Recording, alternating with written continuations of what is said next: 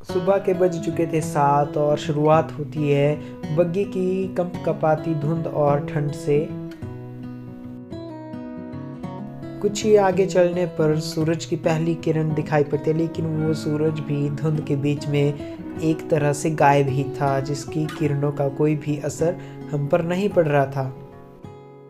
इस कंपकपाती ठंड में हमारी बाइक MT-15 हमें शिमला तक पहुंचाने में हमारी भरपूर मदद कर रही है। हम इसके शुक्रगुजार हैं। सफ़र को शुरू करते हैं और बढ़ते हैं शिमला की तरफ। अब हम पहुंच चुके हैं 4 लेन के पास और यहाँ से आगे बाइक राइडिंग का बहुत ही मज़ा आने वाला है। फाइनली हम पहुंच चुके हैं सलापड़ में, और जहाँ पर हमें सूरज की अच्छी तरह रोशनी मिल पाई कई अरसों के बाद। तो ये पहुंच चुके हैं हम सलापड़ में, ये अपनी बर्तनों जिस पर हम आए हुए हैं। तो सलापड़ में हमने कुछ माउंटेन्स की सीनरी को कैद करने की कोशिश करी अपने मोबाइल फ़ोन में। यहीं पास में ही लगभग 100 मीटर आगे सलापड़ पावर स्टेशंस हैं, और ये वायर्स जिन्हें हम ट्रांसमिशन लाइंस कहते हैं, ये भी सलापड़ पावर स्टेशन की है। अचानक से मुझे कुछ आवाज़ें सुनाई देने लगी जो कि इन ट्रांसमिशन लाइंस से आने लगी थी, तो मैं इनके पास गया और ध्यान से सुनने लगा।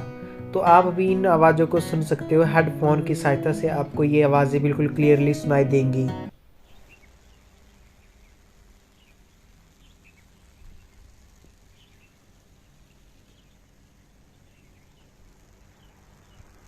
आगे की ओर मूव करते हुए एक हाथ में फ़ोन पकड़ लिया और एक हाथ में बाइक का हैंडल, और बाइक को चलाते रहे, जो कि एक्सपीरियंस बहुत ही बुरा था। आप ये करने की कोशिश बिल्कुल ना करें, ये बहुत ही रिस्की हो सकता है। कुछ आगे चलते गए, बहुत ही बड़ा कर्व था।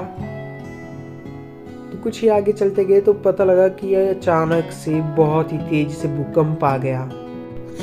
पूरी धरती ही हिल रही थी, जैसे अचानक से पता नहीं पहाड़ गिर जाने वाला है। सॉरी फॉर द जोक, ये कोई भूकंप नहीं बल्कि जो नतीजा था मेरे हाथ में फ़ोन पकड़ने का और जो छोटे छोटे गड्ढे थे रोड में, उसकी वजह से। तो अब हम पहुंच चुके हैं ब्यास नदी के ऊपर बने एक ब्रिज पर, और ब्यास नदी में हमने देखा कि हिमाचल का सबसे छोटा द्वीप हमें दिखाई दिया, जिस पर कि 2 हंस खेल रहे थे।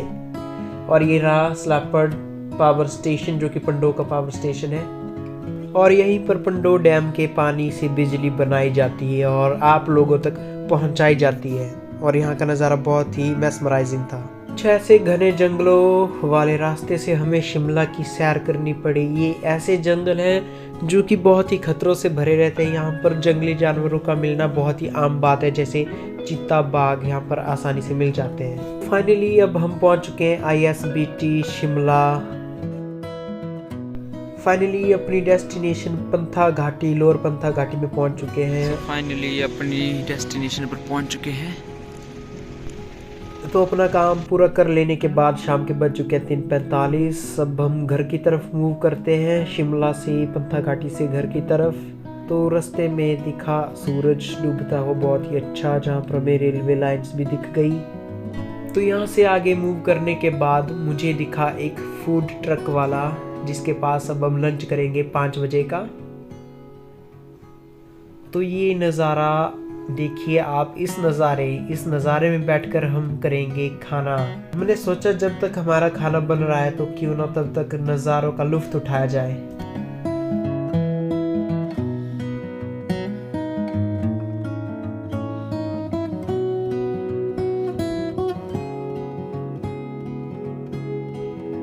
तो लीजिए, खाने की शुरुआत होती है पराठे से, जिसमें कि 6 प्रकार की चटनी हमें मिली हुई है, जो कि बहुत ही डिलीशियस थी। और थोड़ी देर में हमारे पास मोमोज भी आ जाते हैं। खाना खाने के बाद कुछ आगे चलने पर मुझे दिखा पेट्रोल पंप, तो सोचा क्यों ना यहाँ पर कुछ 10,000 का तेल डाला जाए, जो कि एक मजाक है। मैंने जस्ट 200 का तेल अपनी बाइक में डलवाया। उसी तरह आगे बढ़ते हुए मुझे दिखा डूबता हुआ सूरज, जो कि बहुत ही अच्छा दिखाई पड़ रहा था। तो मैं क्या आपको इस सूरज को दिखा ही लेते हैं। और ये हमारी वीडियो का लास्ट शॉट है क्योंकि अब अंधेरा होने वाला था और मुझे घर जल्द से जल्द भी पहुंचना था।